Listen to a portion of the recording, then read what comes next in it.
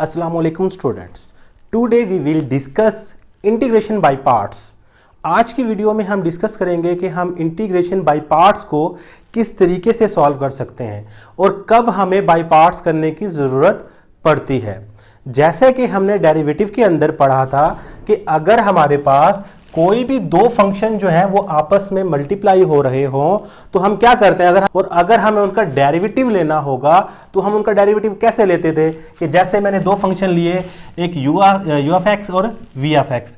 अगर यू और वी दो आपस में मल्टीप्लाई हो रहे हैं, अगर मुझे इसका डेरिवेटिव लेना होगा तो किस तरह लेंगे हम कि first function same derivative of second plus second function same derivative of first. Derivative में ये होता था, लेकिन जब इंटीग्रेशन के अंदर दो फंक्शन आपस में मल्टीप्लाई हो रहे होंगे तो उस वक्त हम क्या करेंगे, उस वक्त हम इंटीग्रेशन बाय पार्ट्स फार्मूला लगाएंगे।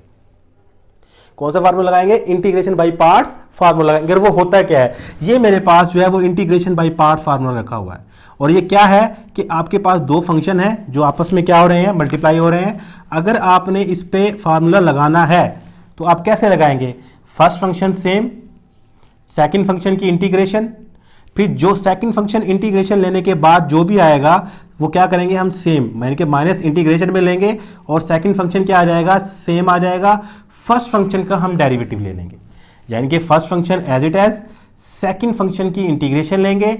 इंटीग्रेशन के बाद जो भी आंसर होगा सेकंड फंक्शन का वो इंटीग्रेशन के अंदर सेम आएगा, यानी कि सेकंड फंक्शन सेम आएगा आफ्टर इंटीग्रेशन। और फर्स्ट फंक्शन का मैंने क्या लेना है, डेरिवेटिव लेना है। ये मेरे पास जो फार्मूला है इंटीग्रेशन बाय पार्ट्स। ये फार्मूला आता कहां से है? ये फार्मूला आता इस तरीके के साथ है कि दो फंक्शन डेरिवेटिव में अगर मल्टीप्लाई हो रहे हो तो आप उन पे प्रोडक्ट रूल लगा देते हैं। प्रोडक्ट रूल लगाने के बाद आप क्या करेंगे, बोथ साइड पे क्या करेंगे, इंटीग्रेशन को ले लेंगे विद रिस्पेक्ट टू एक्स। यहां पर आप लिख लें विद रिस्पेक्ट टू एक्स, आप बोथ साइड पे क्या करेंगे, इंटीग्रेशन ले लेंगे। यहां पर क्या होगा, dx से dx कैंसिल हो जाएगा, आपके पास क्या बचेगा, d u of x v of x. और यहां पर क्या करेंगे आप कि चूंकि दो फंक्शन है इंटीग्रेशन के अंदर, इसको भी आप सेपरेट कर लेंगे और इसको भी आप सेपरेट कर लेंगे, यानी कि इनकी इंटीग्रेशन जो है हम क्या करेंगे, अलग अलग कर लेंगे।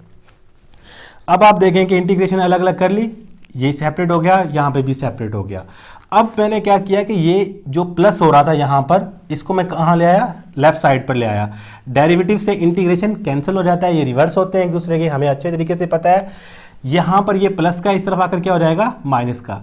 ये राइट साइड मैंने पहले लिख ली और बाकी जो ये हमारे पास लेफ्ट साइड थी वो मैंने बाद में लिख ली। तो ये मेरे पास फार्मूला ड्राइव हो गया, किसका, इंटीग्रेशन बाय पार्ट्स का फार्मूला ड्राइव हो गया। इंटीग्रेशन बाय पार्ट्स लगाते हुए हमें इस बात का ख्याल रखना पड़ता है कि किस फंक्शन को जो है हमने फर्स्ट फंक्शन रखना है। इसके लिए चार चीजें बहुत इंपॉर्टेंट है। कौन कौन सी?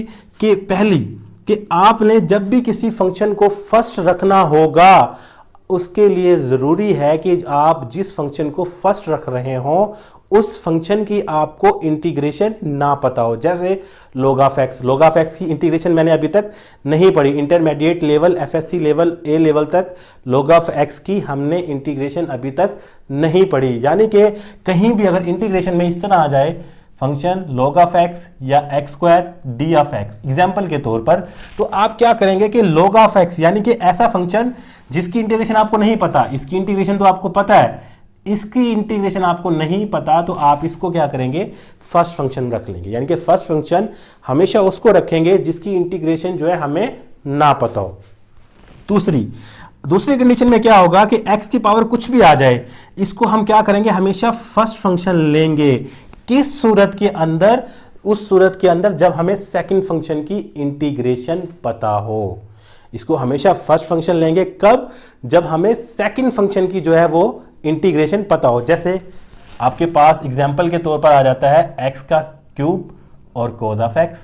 अब आपको फर्स्ट फंक्शन रख चुके, एक्स की पावर समथिंग आ गया, इसको फर्स्ट फंक्शन रखेंगे कब? जब आपको सेकंड फंक्शन की इंटीग्रेशन पता हो और कोस एक्स की हमें इंटीग्रेशन पता है। ऐसे केस में हम क्या करेंगे, एक्स की पावर एन को फर्स्ट फंक्शन रखेंगे। तीसरी कंडीशन में यह है कि जब भी आपके पास क्या हो, अकेला कोई मतलब आपके पास फंक्शन आ जाए, जैसे साइन इनवर्स एक्स और डी ऑफ एक्स। अब साइन इनवर्स एक्स की तो मुझे इंटीग्रेशन पता ही नहीं है, साइन इनवर्स एक्स की तो मुझे इंटीग्रेशन पता नहीं, और दूसरी बात कि साथ में कोई प्रोडक्ट भी नहीं है, यानी कि कोई दूसरा फंक्शन तो है ही नहीं, तो मैं इस पे बाई पार्ट्स कैसे लगाऊंगा।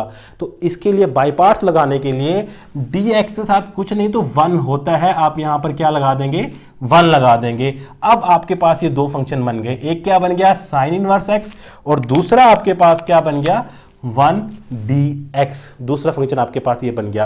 तो आपने ऊपर भी पढ़ा है कि फर्स्ट फंक्शन उसको रखते हैं जिसकी हमें इंटीग्रेशन पता नहीं, तो फर्स्ट फंक्शन इसको रखेंगे क्योंकि साइन इनवर्स एक्स की इंटीग्रेशन जो है वो मुझे नहीं पता, लेकिन मुझे 1 की इंटीग्रेशन पता है, वो x होगी, तो सेकंड फंक्शन जो है आप इसको रखेंगे।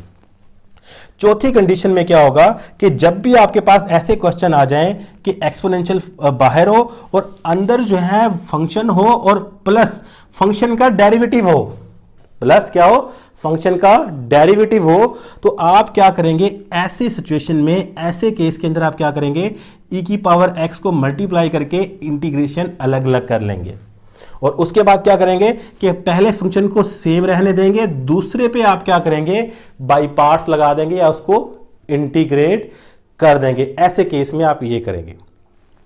ये 4 कंडीशन जो है इंटीग्रेशन बाय पार्ट्स करने से पहले जो है आपको आने चाहिए। इसके अलावा एक ट्रिक भी है जो मोस्टली यूजफुल है, वो क्या है कि आप इस वर्ड को याद रखेंगे, आई लेट को वर्ड को आप याद रखेंगे। ये वर्ड क्या है, इसका मतलब क्या है, देखें आई का मतलब होगा इनवर्स ट्रिग्नोमेट्रिक फंक्शन, यानी कि जहां भी इनवर्स ट्रिग्नोमेट्रिक फंक्शन आ जाएगा आप उसको हमेशा फर्स्ट रखेंगे। ये वर्ड इस्तेमाल किया गया किसके लिए, फर्स्ट फंक्शन के लिए, कि आपने फर्स्ट फंक्शन किसको रखना है। तो जहां भी क्या होगा कि आपके पास इनवर्स ट्रिग्नोमेट्रिक फंक्शन आ जाएगा तो आप उसको रखेंगे, आई का मतलब ये हो गया।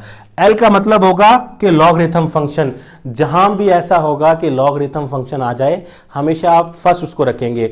इंटरमीडिएट लेवल पे ऐसा केस नहीं आएगा कि ये दोनों एक साथ आ जाएं, तो फिर प्रॉब्लम हो जाएगी। फिर आप फर्स्ट किसको रखेंगे, क्योंकि ना ही आप इनवर्स ट्रिग्नोमेट्रिक फंक्शन की इंटीग्रेशन को जानते हैं और ना ही आप क्या करते हैं लॉगरिथम फंक्शन की इंटीग्रेशन कर सकते हैं, अभी तक हमें उसका नहीं पता। तो इंटरमीडिएट लेवल पे ऐसा कोई केस नहीं आएगा। ये इंटरमीडिएट लेवल पर ये टिप्स जो है वो क्या है, यूजफुल है। उसके बाद एक का होगा अलजेब्रिक फंक्शन। जब भी अलजेब्रिक फंक्शन आ जाएगा तो आप अलजेब्रिक फंक्शन क्या होगा, एक्स स्क्वायर एक्स क्यूब वगैरह, ये अलजेब्रिक फंक्शन है। ट्रिग्नोमेट्रिक फंक्शन आप जानते हैं कि जब भी ट्रिग्नोमेट्रिक फंक्शन आ जाएगा आप उसको फर्स्ट रखेंगे, साइन एक्स कोस एक्स वगैरह वगैरह। एक्सपोनेंशियल फंक्शन आप जानते हैं वो क्या होता है, e की पावर समथिंग या 3 की पावर समथिंग, ये हमारे पास एक्सपोनेंशियल फंक्शन है। ये तरतीब याद रखनी है आपने। फर्ज करें कि आपके पास ट्रिग्नोमेट्रिक फंक्शन और एक्सपोनेंशियल फंक्शन साथ आ जाए, या अलजेब्रिक फंक्शन और ट्रिग्नोमेट्रिक फंक्शन साथ आ जाए, तो आप क्या करेंगे कि आप वर्ड में देखेंगे कि पहले क्या है a, तो अलजेब्रिक फंक्शन को आप पहले रखेंगे। जैसे कि यहां पर कि यहां पर अलजेब्रिक फंक्शन और ट्रिग्नोमेट्रिक फंक्शन साथ आ गया तो पहले किसको रखा, किसको, अलजेब्रिक फंक्शन को रखा, क्योंकि सीक्वेंस में पहले क्या आ रहा है, a आ रहा है। ये था टिप्स किसके लिए, कि मेमोराइज करने के लिए कि फर्स्ट फंक्शन किसको रखना है, सेकंड फंक्शन किसको रखना है। इंटरमीडिएट एफएससी ए लेवल ओ लेवल तक ये टिप्स जो है हमारा यूजफुल है और ये काम भी करेगा। इंटीग्रेशन बाय पार्ट्स से पहले ये चीजें जो है आपको पता होनी चाहिए।